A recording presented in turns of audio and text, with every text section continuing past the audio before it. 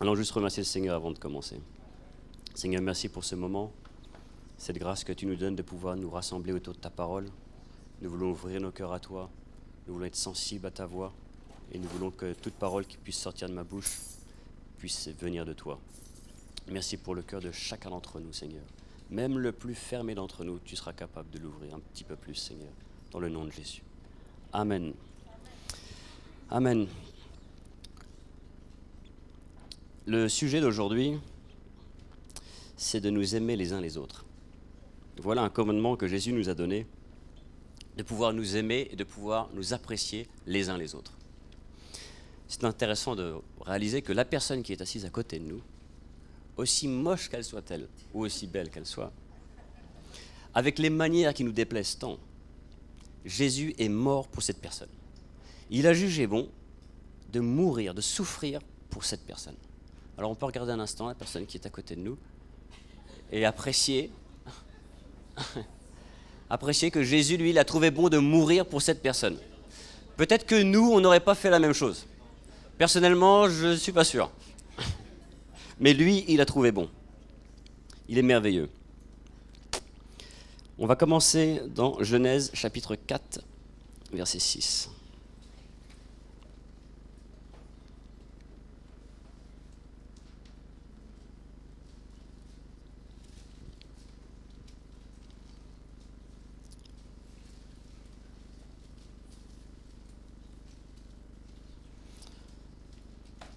C'est bon, vous y êtes? Chapitre 4, verset 6. Et l'Éternel dit à Caïn, « Pourquoi es-tu irrité et pourquoi ton visage est-il abattu? Certainement, si tu agis bien, tu relèveras ton visage, et si tu agis mal, le péché se couche à la porte. Et ses désirs se portent vers toi, mais toi, domine sur lui. » Donc je remets dans le contexte. Abel et Caïn, tous les deux font un sacrifice à l'Éternel. Premier, il prend ses légumes, ses fruits, les fruits de la terre, puis il les offre à l'Éternel. Alors je ne sais pas comment il a fait ça, il les a écrasés, je ne sais pas ce qu'il a fait. Et puis l'autre, il prend un animal, il prend exactement le premier-né de son troupeau. On ne sait pas ce que c'est en fait. On ne sait pas si c'est une brebis ou bon bref, un animal, et il tue l'animal et le sang coule. La Bible nous dit que Dieu agrée l'offrande d'Abel, mais il n'a pas reçu l'offrande de Caïn. Pourtant, nous savons tous que Dieu ne fait pas de distinction de personnes. C'est écrit clairement dans la Bible. Dieu ne fait pas de différence entre les personnes. Il nous aime tous exactement pareil. Pourtant, dans ce cas précis, il a agréé l'offrande de l'autre et il n'a pas agréé l'offrande de l'autre. Intéressant de se poser la question, mais alors pourquoi? Pourquoi est-ce que Dieu a reçu de l'un et n'a pas reçu de l'autre? Souvent, on lit cette histoire-là et on pourrait se poser la question, on pourrait lire ça et passer dessus, sans trop réaliser que, en réalité, Dieu, il connaît le cœur de l'homme. Il sonde les profondeurs du cœur de l'homme. Les choses que personne ne voit, les choses qu'on n'a jamais dites, les choses qui sont enfuies au plus profond de nous. Dieu les voit. Il a pris comme exemple en disant qu'il connaît le nombre de cheveux sur notre tête, simplement pour illustrer le fait qu'il nous connaît tellement bien. Il connaît toutes nos émotions. Il connaît toutes nos pensées, il connaît tous nos instincts. Même si ça dure une demi-seconde, il le sait. Il connaît tout, absolument tout de nous. Il connaît les profondeurs de notre cœur. Il sait que des fois, on peut rendre service à quelqu'un, mais en réalité, peut-être on a une motivation cachée. On se convainc nous-mêmes que c'est parce qu'on est simplement spirituel et bon qu'on le fait. Mais il connaît les profondeurs du cœur de l'homme. On va lire dans Hébreux. Je vais vous dire quoi. Je ne sais plus où c'est dans Hébreux. Je crois que c'est Hébreux 11.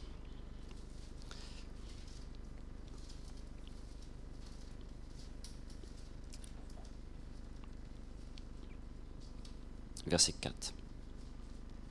Hébreux 11, verset 4.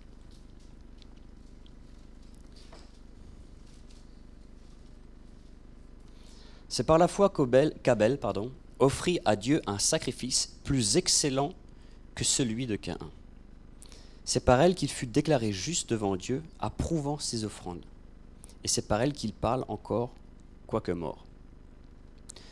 J'aurais lu, c'est par la foi qu'Abel offrit à Dieu un sacrifice plus excellent que celui de Caïn.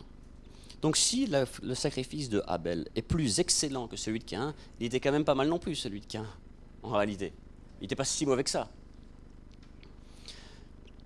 Mais Dieu voyait le cœur de Caïn et le cœur d'Abel, c'est ça qu'il regardait.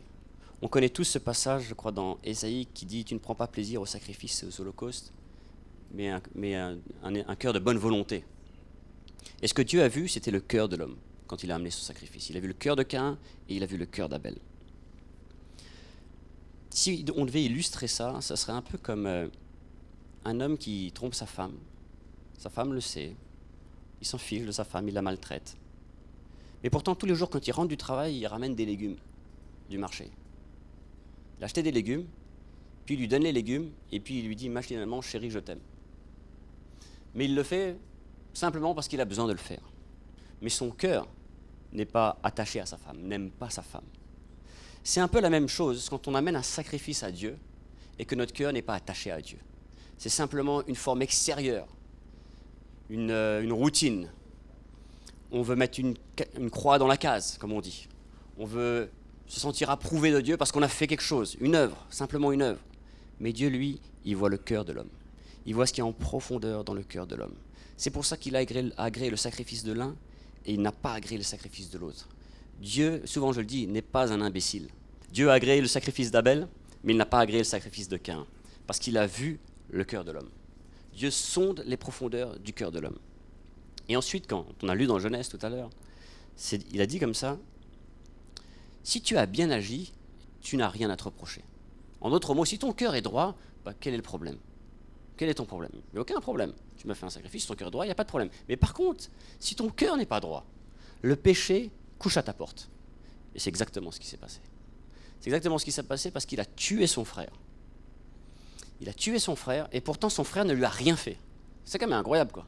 Son frère ne lui a absolument rien fait.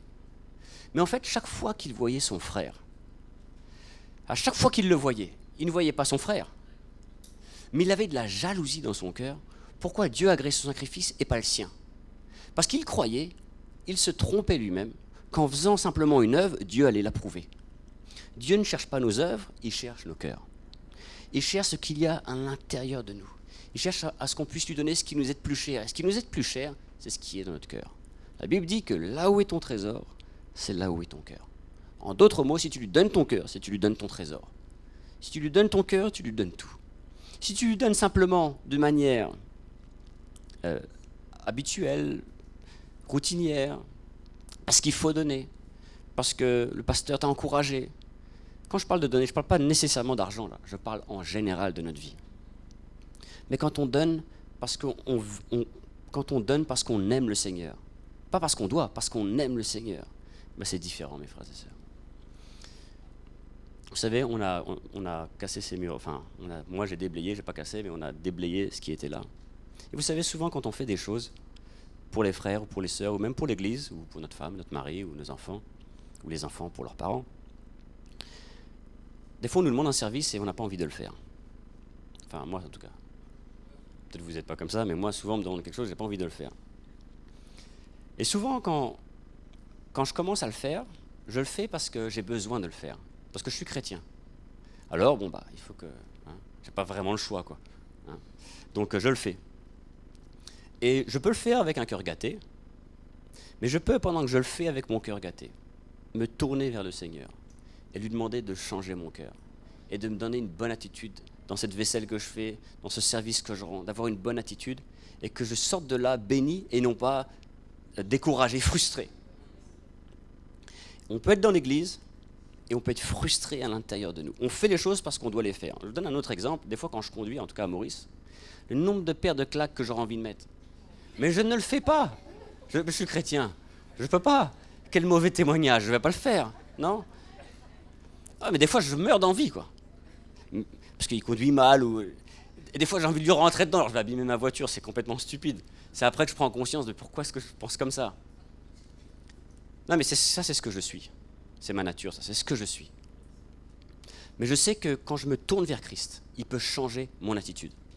Et ça aurait été tellement dommage qu'on soit à l'église et qu'on soit des chrétiens frustrés. Mon papa a dit quelque chose d'intéressant tout à l'heure. Il a dit « Nous sommes les gens les plus heureux du monde ». Alors je vous pose la question, êtes-vous vraiment la personne la plus heureuse du monde? Êtes-vous vraiment cette personne-là? Êtes-vous vraiment si heureux que ça? Ça serait tellement dommage de venir à l'église et d'être frustré. Frustré parce que quand on voit notre frère comme Caïn qui voyait Abel, on a l'impression que Dieu l'aime plus que moi. On a l'impression que Dieu a plus son approbation sur lui que sur moi. Pourtant, moi, je fais exactement la même chose que lui. Mais vous savez, c'est quoi la différence? C'est mon cœur, la différence. C'est mon cœur qui fait la différence. Quand mon cœur est gâté, ma vue, la perspective que j'ai sur les choses est biaisée. Je ne sais pas si on peut dire ça, hein, elle est faussée. C'est-à-dire que j'ai l'impression qu'il y a des préférences dans l'Église, que moi, ma situation est tellement difficile, et que pour les autres, pour eux, c'est pas si difficile que ça. Comme si que Dieu presque s'acharnait sur moi, qu'il avait quelque chose contre moi, et que pour lui, c'était plus facile.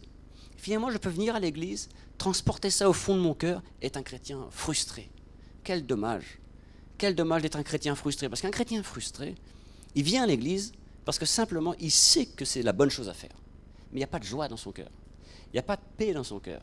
Il n'y a pas d'amour pour le Seigneur dans son cœur. Je vous donne un autre exemple. On va aller faire la fête de la musique le 21 juin. On sait tous qu'on a besoin d'y aller. Mais ce n'est pas nous tous qui sommes super excités pour y aller. Des fois, on n'a pas envie. Des fois, on a envie de rester à la maison, on n'a pas envie.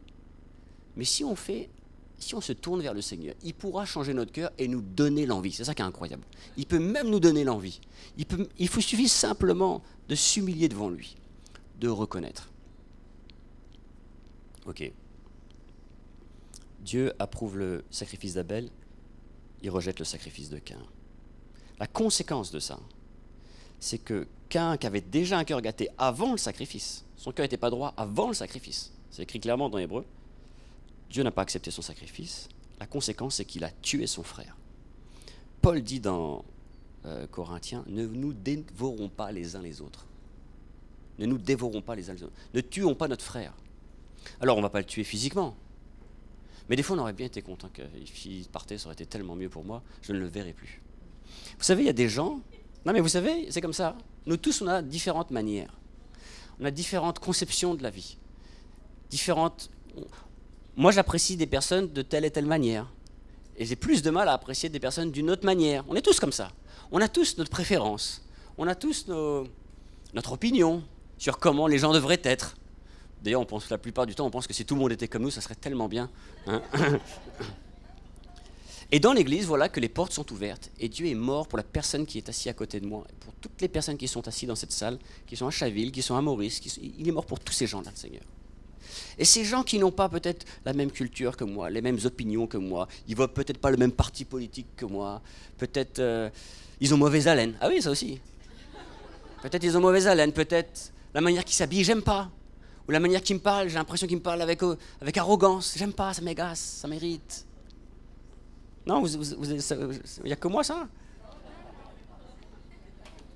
Jésus est mort pour cette personne. Jésus nous appelle à vivre ensemble jusqu'à la fin des temps. C'est-à-dire pour l'éternité. Donc on a intérêt à s'accommoder les uns les autres.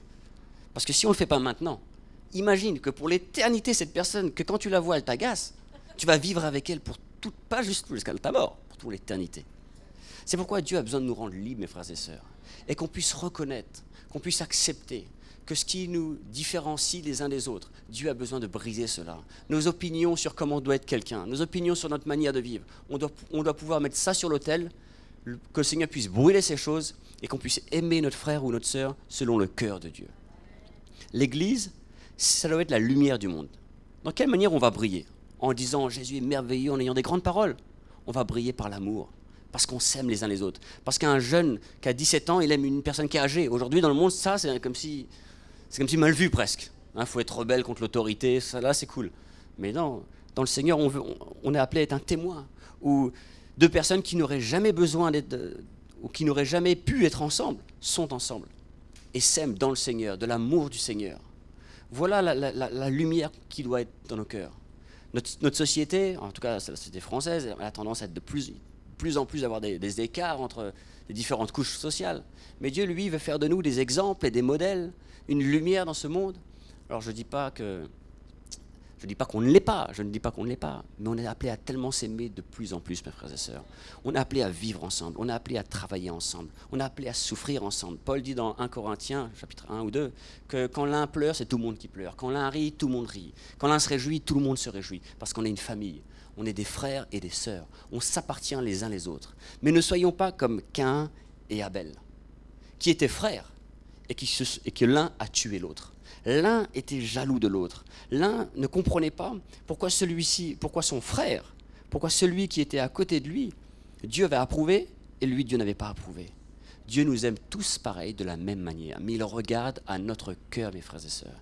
Il nous attend, il nous aime, il est patient envers nous, si je puis dire, il nous ausculte, il nous observe, il est là à chaque instant de notre vie et il veut notre bien. Il veut que nous puissions être bien. Et un des moyens qu'il a mis pour cela, c'est l'Église, c'est la famille du Seigneur. C'est de pouvoir être ensemble, de pouvoir s'aider les uns les autres, de pouvoir s'apprécier les uns les autres. Cette personne qui peut-être t'irrite tant quand tu la vois, peut-être elle ne t'a rien fait, mais ses manières, ça t'irrite, ça t'agace. Laisse-moi te dire, Dieu est capable de renverser ça dans ta vie. Il est capable de te donner de l'amour pour ce qu'on ne peut pas aimer. Il est capable de te donner de l'affection pour des choses que tu n'aimes pas. Il est capable de faire ça. Est-ce que ton cœur est ouvert? Si ton cœur est ouvert, tu vas être la personne la plus heureuse du monde. Parce que quand Dieu te donne l'amour, c'est pas fabriqué ça. C'est pas tu vas partager la Sainte Seine parce que bon, tu veux faire un effort. C'est pas ça.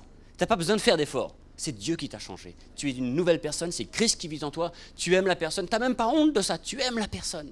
Dieu a changé ton cœur. Tu as fait un miracle dans ta vie. Ça, c'est la puissance de l'évangile. C'est quand Dieu change mon cœur. Ce n'est pas des efforts que je fais pour prétendre être quelqu'un que je ne suis pas. Parce que ça, ce n'est pas l'évangile. Ça, c'est de la religion. C'est la force de l'homme. Il n'y a rien dedans. Mais quand c'est Dieu qui change mon cœur, il n'y a plus d'effort dedans. L'effort, c'est d'accepter. L'effort, c'est de renoncer. L'effort, c'est d'aller sur l'autel. Mais une fois que je vais sur l'autel et que je meurs à moi-même, la vie de résurrection, cette même force qui a ressuscité Jésus d'entre les morts. Vous imaginez quelle force ça peut être ça? Qu'il a ressuscité des morts. Cette même force, la Bible me dit, elle agit en moi. Cette même puissance qui a ressuscité un corps mort, le Fils de Dieu, il l'a ramené à la vie. Cette même force, la Bible me dit dans, je crois, Éphésiens, cette même force agit en moi. Cette force de miracle, cette force qui fait que cette bouteille d'eau qui est là, si tout d'un coup ça se transforme en colombe, ça serait quand même incroyable, non? Je ne suis pas magicien, mais imaginez que ça se transforme en colombe, c'est surnaturel. C'est quand l'impossible devient possible. Et voilà ce que Dieu fait avec le cœur de l'homme. Quand on ouvre nos cœurs à lui, il peut nous donner de l'amour les uns pour les autres. Mais il peut même aller encore plus loin que ça. Parce qu'avant d'arriver à l'amour, il faut commencer par le pardon. Il faut commencer par le pardon. Il n'y a pas d'amour sans pardon.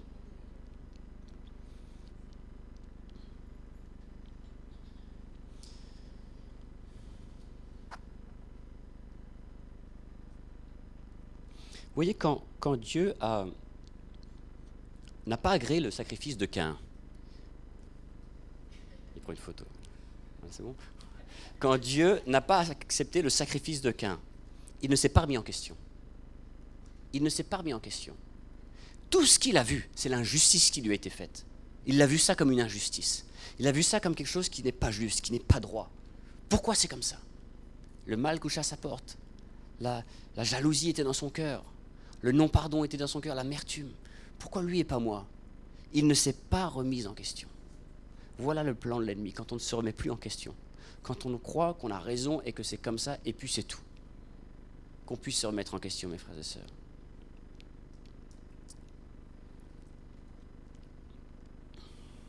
Je change d'histoire. David et Saül, vous connaissez tous l'histoire? Samuel oint David et lui dit tu vas être roi. D'abord il oint Saül qui devient roi, okay, il est le roi d'Israël, ça se passe très bien au début. Et puis finalement il va oindre David pour dire c'est toi qui vas être le prochain roi. David tue Goliath, extraordinaire, c'est le nouveau le super-héros exactement de la société israélienne. Tout le monde l'applaudit. Saül quand il va à la guerre il en tue 1000, mais David quand il va à la guerre lui il en tue 10 000, 10 fois plus. Et puis bon ça part comme ça jusqu'à un moment. Pourtant, David appelle Saül son père. Il l'appelle père, alors que ce n'est pas physiquement son père, mais il l'appelle père.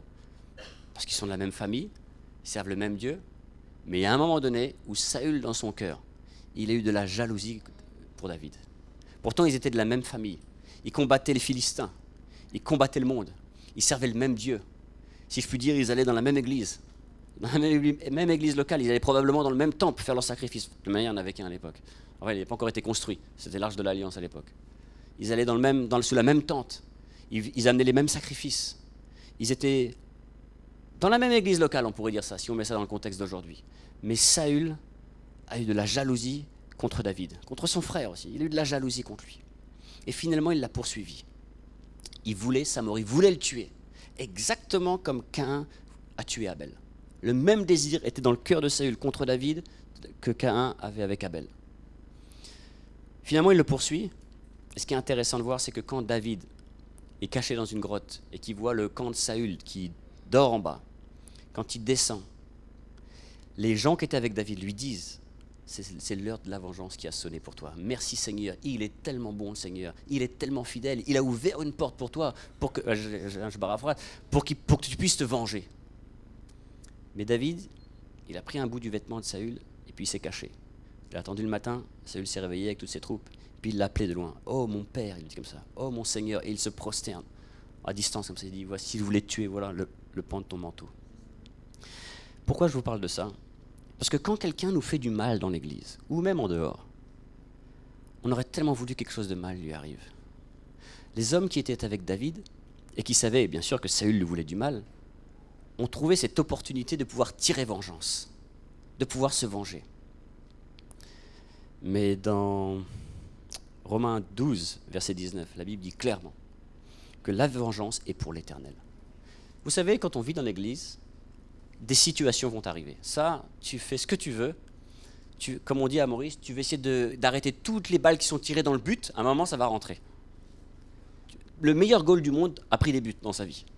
De tous les temps, il prend des buts. En d'autres mots, tu veux éviter les problèmes, tu peux éviter autant que tu veux. Il y aura toujours une situation qui va arriver dans ta vie où tu vas trouver ça injuste. Que ce soit dans l'église ou que ce soit en dehors de l'église. Ça va arriver. Ça, c'est imbarrable. Je ne sais pas si on peut dire ça. Imbarrable, ok. Imparable, oui. Parce qu'en fait, imbarable, ça vient du fait que le goal barre des buts à Maurice. C'est un autre français là-bas. Ok. Et les situations vont arriver. Et quand les situations arrivent, on peut peut-être se cacher au fond de nous. On serait tellement content que quand on apprend que tel frère a été repris, par exemple, que tel frère n'a pas eu ce qu'il voulait. Et des fois, ça met même de la joie dans notre cœur. Des fois, on est même content. Parce qu'en fait, notre cœur n'est pas pur. Notre cœur n'est pas clair. On n'est pas comme les hommes de David qui veulent le tuer physiquement. Mais on aurait aimé. C'est spirituel, ça que je parle. J'espère que vous comprenez mon langage. Là, on parle des exemples physiques, mais ça s'applique dans notre vie de tous les jours dans l'Église de manière spirituelle. Parfois, des frères et sœurs veulent se tuer les uns les autres, dans l'esprit. Ils auraient tellement aimé que parfois, qu'il se fasse bien reprendre, qu'on cause bien avec lui. Parce que vraiment, ses manières, c'est pas possible. Hein. Pour qui il se prend, lui? Non, mais des fois, on est comme ça. Des fois, on est comme ça, je vous le dis franchement. Mais le cœur de Dieu pour nous, c'est qu'on puisse nous aimer les uns les autres comme nous sommes. Et ça, c'est à nous, premièrement, de pouvoir nous humilier et de pouvoir accepter que même si j'aime pas les manières de cette personne, déjà de le reconnaître. Surtout, n'allez pas voir la personne et lui dire: j'aime pas tes manières, faites pas ça. Hein. Faites surtout pas ça. Mais de se mettre devant le Seigneur et de reconnaître que j'ai un problème, que c'est moi qui ai un problème. Parce qu'elle n'est pas comme moi ou il n'est pas comme moi je le désire ou je veux. De reconnaître que j'ai un problème. Et quand je me tourne vers le Seigneur, je m'attends à un miracle de sa part pour changer mon cœur. Avant d'arriver à l'amour, à aimer celui qui n'a pas les manières comme nous aimons, il faut d'abord qu'on puisse commencer par le pardon, par reconnaître.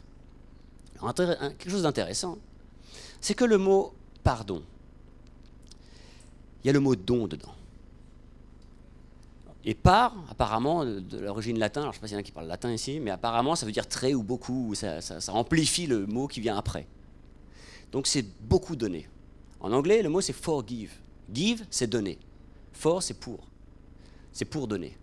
Ce matin, je me suis pris pour un grand intello, j'ai fait une petite recherche pour voir ce que l'origine du mot pardon. Et en fait, ça pourrait dire aussi abandonner, remettre, faire grâce. C'est-à-dire que dans le mot don, quand on donne quelque chose, forcément, on a quelque chose en moins. Hein, quand je donne quelque chose, j'ai forcément quelque chose en moi. Il y a quelque chose que je n'ai plus et que j'ai donné. Le pardon, Ce n'est pas simplement une déclaration avec ma bouche, mais c'est une acceptation de perdre quelque chose. Ça, c'est l'origine du mot. Maintenant, on entend tous l'évangile, et on sait tous qu'avec l'évangile de la croix, la première chose qu'on a besoin de faire, c'est de perdre. Parce que quand on perd, c'est là qu'on gagne. Quand je perds ma justice, quand je perds mon droit, quand je perds ma position, la manière dont je vois le jeu, quand je suis prêt à renoncer à ça, Dieu m'équipe et met dans mon cœur le pardon et l'amour. Vous voyez, il y a plusieurs passages dans la Bible. Acte 10, 43, on va le lire pour qu'on comprenne bien. Ça va éclairer tout ce que je viens de dire là. Acte 10, verset 43.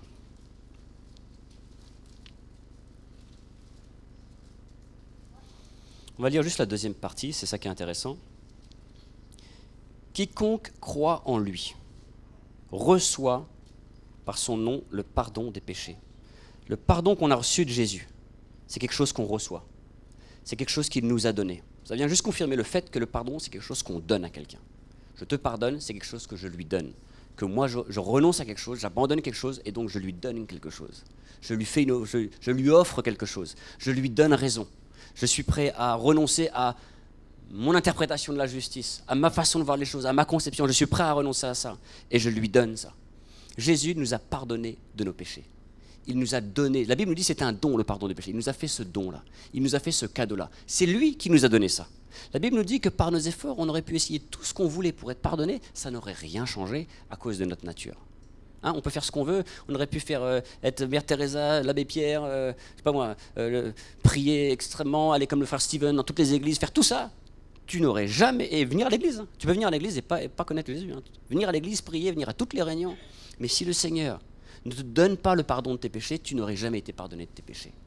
Souvent, on a cette tendance, bon, c'est une parenthèse, mais des fois, on a tendance à croire que quand on répète une prière de nouvelle naissance, qu'on est systématiquement né de nouveau. Ça ne se passe pas comme ça.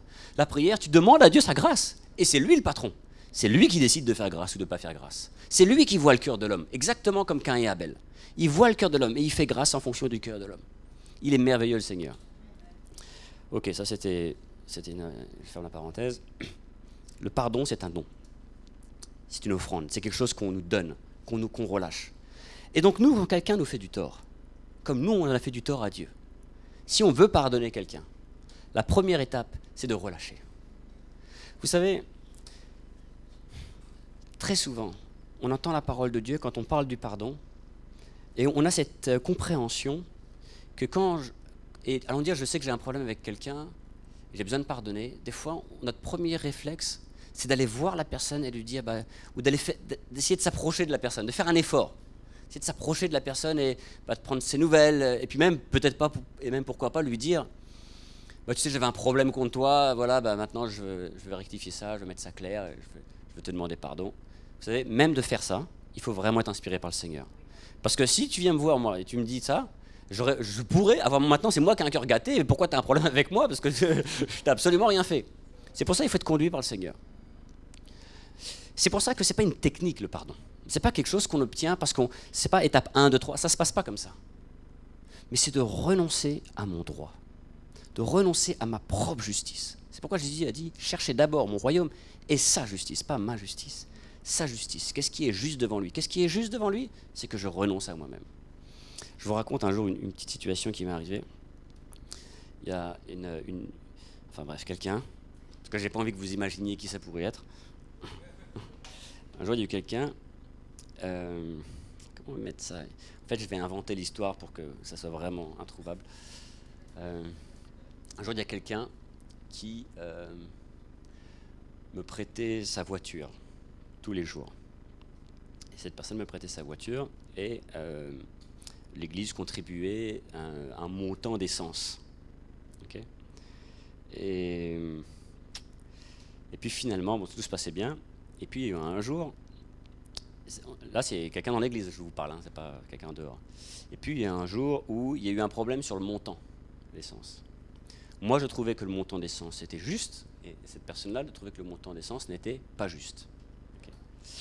Et au départ on n'est pas d'accord, donc pas de problème, on n'est pas d'accord, tout se passe bien, on est toujours frères et sœurs. Hein. Et puis finalement, la différence entre nous s'amplifie. Et puis un jour, mais cette personne-là, heureusement que c'était quelqu'un de l'esprit, quoi. Cette personne-là, après un culte comme ça, elle me parle on parle de ça, à la fin d'un culte. Et pour moi, je venais de louer le Seigneur, je faisais confiance au Seigneur pour que cette personne-là, justement, change son avis, parce qu'elle était dans l'ignorance, elle était dans l'erreur. Moi, c'était ça qui était dans mon cœur. Hein. Et à la fin du culte, elle vient me voir, je me dis, super, elle va me dire que maintenant, elle a réalisé qu'elle avait tort, etc. Hein. Et non, c'est pas ça du tout. Elle me parle de cette situation-là, et elle insiste dessus. Et moi, je tiens ma position, je tiens tête avec elle. Mais je sens que pendant que je tiens tête avec elle, je sens à l'intérieur de moi que le Seigneur me dit de relâcher, quoi, d'accepter, quoi. Pourtant, c'est tellement contre toute ma logique et mon sens de la justice. Mais il me dit de relâcher, quoi. Et à un moment donné, j'ai eu des larmes aux yeux et j'ai relâché. Je dis ok, j'accepte. Probablement que cette personne a cru que j'avais des larmes aux yeux parce que j'étais touché par ce qu'elle disait, mais c'était pas ça. C'était simplement parce que Dieu touchait mon cœur à ce moment-là et mon cœur était comme dans un étau, il était écrasé complètement. C'est ça que j'ai ressenti. Mon cœur était écrasé complètement. J'étais humilié, je me sentais comme plus rien du tout. Mais je sentais que c'était la chose qu'il fallait que je fasse à ce moment-là. J'avais cette paix en moi, cette conviction que c'était la bonne chose à faire. Et quand j'ai accepté, et après, elle était contente que j'ai accepté, cette personne-là, finalement, elle m'a embrassé, on a fait un gâté, un câlin. Et finalement, je suis parti de là léger. Et une semaine après, j'ai réalisé qu'en fait, j'avais vraiment tort. C'est moi qui avais vraiment tort. Mais j'ai réalisé ça une semaine après, et après avoir accepté d'avoir tort. J'ai d'abord eu besoin d'accepter d'avoir tort sans comprendre. Et c'est après que le Seigneur m'a fait grâce et m'a éclairé. Si vous voulez comprendre avant d'accepter, ça ne va jamais arriver. Mais parfois, il faut accepter sans comprendre. Et après, le Seigneur nous éclaire. Après, le Seigneur nous montre. C'est ça la foi. C'est qu'on ne voit pas, on ne sait pas, on ne comprend pas, mais on accepte. On est prêt à prendre ce chemin-là. On est prêt à s'identifier à lui, juste par amour pour lui. Juste parce qu'on sait, parce que lui aussi l'a accepté. Et lui, il avait vraiment raison, et on l'a tué à tort. Enfin, à tort. Merci Seigneur qu'il soit mort pour nous. Mais quand on l'a tué, c'était à tort, il ne méritait pas la mort. Mais quand il a accepté ça, quand je pense à lui, je sais lui aussi il est passé par là. Moi aussi je vais prendre ce même chemin. Je ne comprends pas, je ne sais pas, ça me semble fou, ça me semble injuste, mais je veux m'identifier à lui. Seigneur, dans ce moment-là, c'est à ce moment-là que je suis le plus proche de toi en réalité. C'est dans ces moments-là qu'on est le plus proche du Seigneur, qu'on s'identifie vraiment à lui, qu'on ressent ce qu'il a ressenti et qu'il nous donne sa paix. Je suis sorti de l'église, j'étais tellement heureux dans mon cœur. J'étais tellement bien dans mon cœur, j'avais la paix dans mon cœur, et pourtant à ce moment-là, je ne comprenais toujours pas. Mais j'avais une paix à l'intérieur de moi. Vous savez, cette paix qui vient là, c'est Christ qui me la donne. C'est Dieu qui me donne sa paix. C'est pas celle que moi j'essaie de fabriquer, c'est pas celle que le monde pourrait me donner, mais c'est Christ qui me donne cette paix-là. C'est pour ça que mon papa disait tout à l'heure, nous sommes les gens les plus heureux du monde, parce que quand Christ nous donne sa joie, quand Christ nous donne sa paix, on est vraiment les gens les plus heureux du monde, parce qu'il n'y a rien qui se compare à ça. Il n'y a aucune autre joie dans ce monde qui peut se comparer à la joie que Christ veut nous donner. Mais cette joie-là, elle s'obtient, mes frères et sœurs, quand on renonce à nous-mêmes et qu'on se donne à lui, qu'on prend ce même chemin. La Bible nous dit que quand il était sur cette terre, il a souffert les mêmes choses que moi je peux souffrir. Les mêmes tentations que moi j'ai eues, lui aussi il les a eues. Ce que je ressens quand je suis tenté, ce que je ressens quand je souffre, ce que je ressens quand je passe par des moments difficiles, et que peut-être j'ai l'impression que Dieu m'a abandonné, lui aussi il a ressenti ça. Il a même dit, Seigneur, pourquoi m'as-tu abandonné? Il a ressenti ça. Il sait ce que c'est quand je souffre, il sait ce que c'est que la douleur, il sait ce que c'est que le rejet, il sait ce que c'est que le mépris, la dépression, il sait ce que c'est que ça, il a vécu ça. C'est pour ça que c'est incroyable, j'ai un Dieu tellement merveilleux. Quand je m'approche de lui, il sait de quoi je parle. Des fois, je peux aller voir un frère pour lui dire, mais peut-être il n'est jamais passé par là. Il ne saura pas de quoi je parle. Je peux essayer de mettre des mots, mais c'est tellement limité comparé à ce qu'on peut ressentir. Mais quand je parle à Jésus, il ressent, il sait exactement ce que j'ai ressenti. Il peut me comprendre. C'est pas un Dieu qui est dans les nuages là-haut, qui est loin, comme s'il ne comprend rien, quoi. Il dit oui, courage mon enfant. C'est pas ça du tout. Il peut nous dire, moi je suis passé par là. Je sais ce que c'est ce que tu ressens. Et je peux t'aider. Humilie-toi, accepte. Et je te donnerai ma paix. Voilà la marche par la foi, où je suis prêt à renoncer sans comprendre pour qu'il puisse me donner sa paix et sa joie.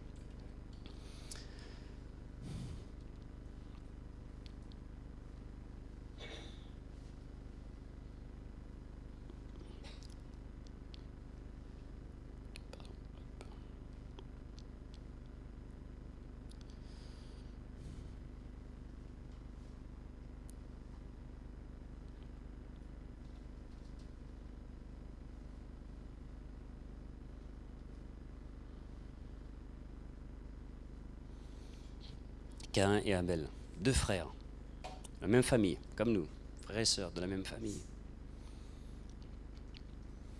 Mais l'un était jaloux de l'autre. Le dernier verset que je vais vous lire, c'est celui du contentement. Le contentement, c'est quoi le contentement? C'est d'être content de ce que Dieu nous a donné. La Bible nous dit que...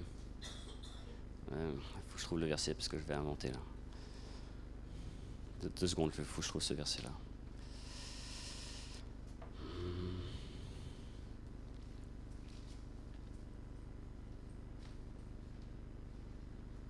Ouais, 1 Timothée 6, chapitre 6, verset 6. Paul qui parle à Timothée.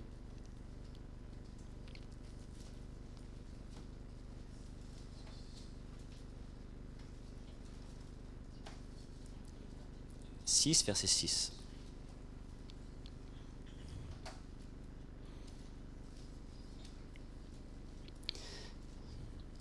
Je suis plus très loin, vous inquiétez pas. C'est en effet une grande source de gain que la piété avec le contentement.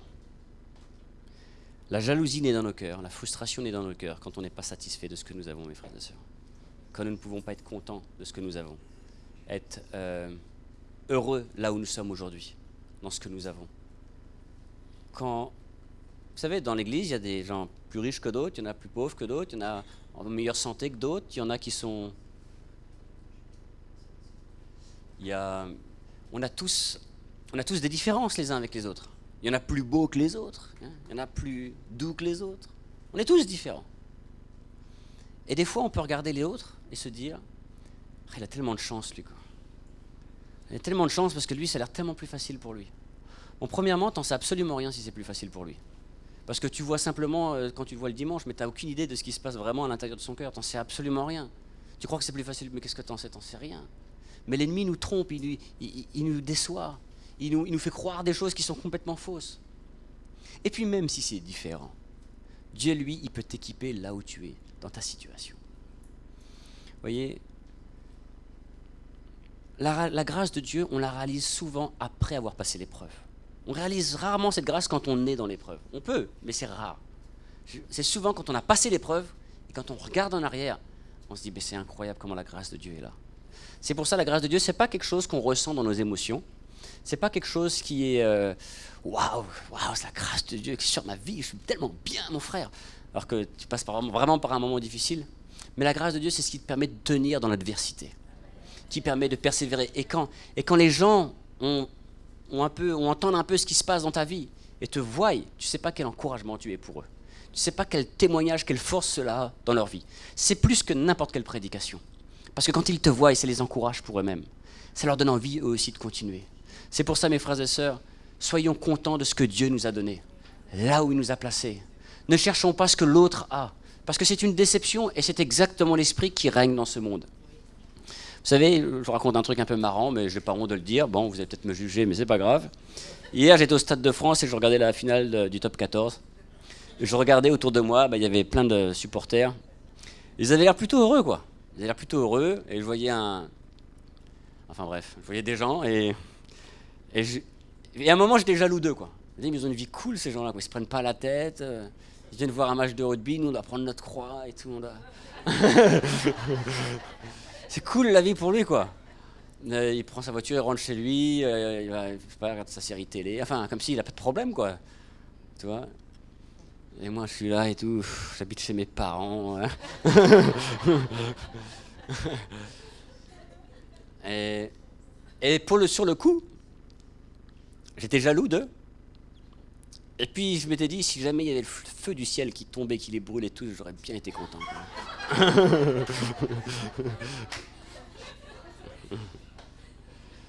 Mais vous voyez, dans ce moment-là, mes pensées étaient corrompues. J'étais séduit par l'ennemi dans ce moment-là. Mais merci Seigneur, il m'a fait grâce après. Parce qu'il n'y a pas plus grande chose que de servir Jésus. Il a remis ça. Le Seigneur, il a vu ça là. Il a vu cette pensée qui était en moi. Il m'a remis et il m'a éclairé à nouveau. Par son Saint-Esprit, il m'a rappelé, mais c'est une grâce que je t'ai sauvé et que tu m'appartiens. Il y en a combien dans ce stade, si je revenais maintenant, qui partiraient avec moi? Vous voyez le contentement. On a besoin d'être satisfait de ce que Dieu nous a donné. Le pardon et le contentement. Et quand on passe par là, Le Seigneur pourra mettre de l'amour dans notre cœur. Une dernière chose avant de terminer, dans Galates, pas besoin de tourner, mais dans Galates 5, ça nous parle des fruits de la chair et des fruits de l'esprit. C'est intéressant de voir que dans les fruits de l'esprit, il n'y a pas le pardon. Il y a la paix, il y a la joie, il y a l'amour, il y a la patience, il y a tout ça, mais il n'y a pas le pardon. Parce que toutes ces choses-là, la paix, la joie, l'amour, ce sont les fruits de mon engagement à suivre Christ, de mon renoncement à soi-même. Et le pardon, ça fait partie du renoncement. C'est quelque chose que j'ai besoin, moi, de relâcher. Et encore pour terminer, je change une chose pour terminer, et une dernière chose pour terminer, tu as un problème avec quelqu'un, il y a un conflit, il y a une situation. Tu sais que c'est pas bon. Le Seigneur t'appelle à relâcher. Quand tu relâches, c'est un peu pratique, mais c'est important de comprendre ça. Quand tu relâches, des fois ça peut prendre un peu de temps pour que ton cœur soit complètement guéri. Des fois ça peut prendre du temps. Reste dans la foi que le Seigneur va complètement guérir ton cœur. Il n'y a rien d'automatique dans l'évangile. La seule chose qu'on n'a pas cherché, qui est tombée sur nous, c'est le salut. Pour tout le reste, il y a un chemin à prendre. Des fois, je peux avoir un problème avec quelqu'un, mais si je le reconnais, que j'accepte dans mon cœur que j'ai un problème avec cette personne, ou avec ce frère ou cette sœur, ou dans cette situation, ou même avec Dieu, que j'ai un problème, et que j'accepte que j'ai un problème, et que je me mets à la disposition du Seigneur. Ça ne sert à rien d'essayer de me convaincre par moi-même que maintenant j'aime cette personne. Ça ne sert à rien. Accepte juste ton état. Accepte comme tu es, et laisse-le faire. Crois en lui. Crois dans ce qu'il a fait sur la croix. Et il va changer ton cœur. Ça peut se passer en une seconde, mais ça peut se passer en un mois aussi. C'est pour ça qu'il faut s'ouvrir au Seigneur. Il faut rester à sa disposition. Il ne faut pas se tromper soi-même en croyant qu'en faisant une simple prière, comme maintenant je demande pardon, que c'est fini. Ce n'est pas systématique, mes frères et sœurs. Dieu, il a une manière de travailler différente avec chacun. Aimons-nous les uns les autres. Apprécions-nous les uns les autres. Et pour que cela puisse arriver, il faut qu'on puisse prendre ce chemin, sinon on ne va pas s'apprécier. Je vous dis franchement, vous mettez n'importe quel groupe d'individus ensemble, n'importe lequel, même des bons amis. Mais l'amitié, c'est tellement fragile que s'il n'y a pas l'œuvre de la croix en nous, que ça peut disparaître tellement rapidement, quoi. Moi, par exemple, j'aime bien ma sœur, ma sœur de chair, Joanne. Mais des fois, on est souvent ensemble. Mais finalement, on arrive à s'embrouiller rapidement, quoi. On arrive à avoir des situations rapidement, quoi. Pourtant, je l'aime bien, c'est ma sœur. Mais j'ai remarqué qu'avec tous les gens avec qui je reste un peu longtemps, j'ai facilement des conflits ou des prises de bec. Mais ça, c'est vrai avec n'importe qui.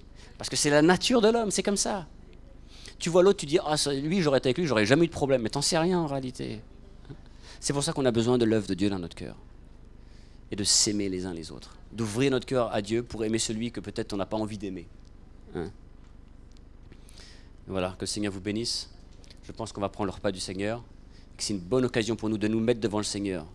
Et de s'identifier pour prendre ce chemin. De vouloir vivre comme lui, il a vécu. De se tourner vers lui.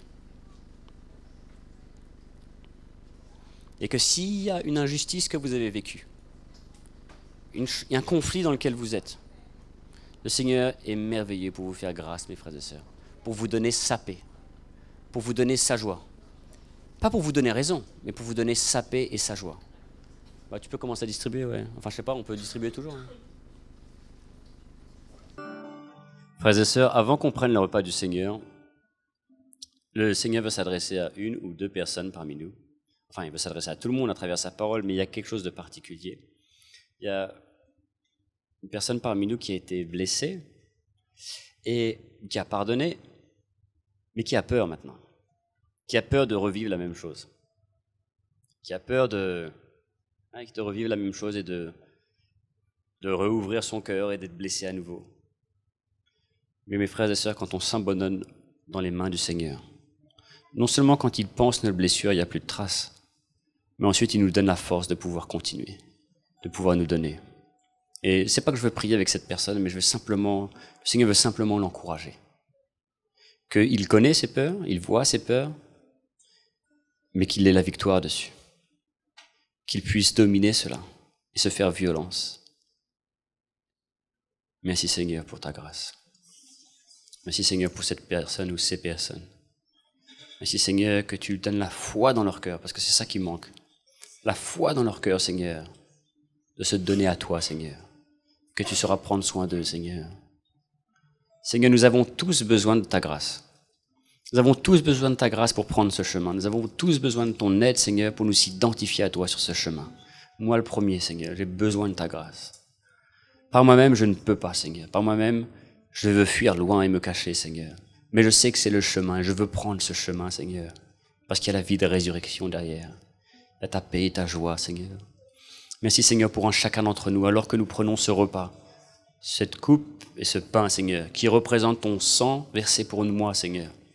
Ce pardon que tu m'as accordé. Et ce pain qui représente ta chair, ce sacrifice, cette volonté de s'offrir, cette volonté de se donner pour nous. Nous aussi, Seigneur, nous voulons pouvoir, par cette coupe, pardonner les autres et par ce pain, nous donner à toi, Seigneur. Ne rien garder pour nous-mêmes, Seigneur. Merci, Seigneur, pour cet exemple que tu es pour nous, ce modèle que tu as tracé pour nous. Quand nous prenons cela, Seigneur, nous nous rappelons, Seigneur, du chemin que tu as pris. Et en buvant cette coupe et en prenant ce pain, nous voulons nous-mêmes prendre ce même chemin que tu as pris, Seigneur. Nous te prions dans le nom de Jésus. Amen.